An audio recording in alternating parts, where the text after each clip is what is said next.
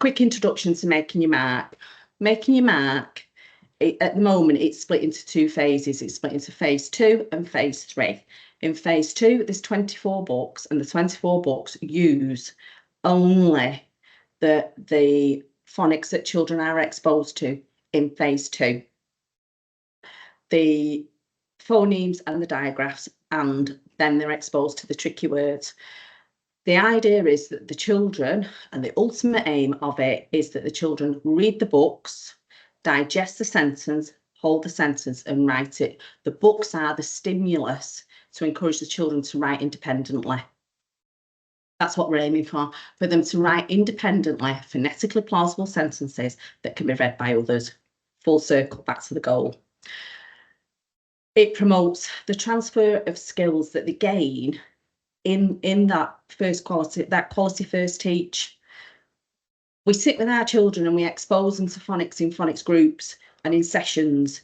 It's then how they transfer those skills that they gain there into their own writing. We can do lots of it in CP, but it is very hard to sometimes get those boys that don't want to write, because that's a whole, but we could go off on a tangent there. That's a whole different ball game, isn't it? But it's enabling you as a practitioner to see what skills children have got and how you move forward.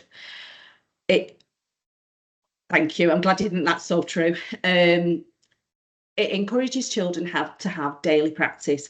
The Making Your Mark sessions are about 20 minutes, 25 minutes to start with. But as the children are exposed to it and get, for want of a better phrase, get better at it, gain the skills that they need, that time frame reduces. We want it to be snappy, fast, daily practice with pace. The books are designed deliberately to offer the children an illustration, but a very cut back illustration. There's some beautiful books out there, stunning illustrations, but as a young reader, where do you look? What are you looking at? Some of it is complete information overload. I think as practitioners, we've got much better at looking at our environments and reducing what we have as sensory stimulus around us. But then we get a beautifully illustrated book and ask the children to read the writing at the bottom when there's all sorts of things going on. Whereas in Make Your Mark, there is a very simple one picture per page illustration.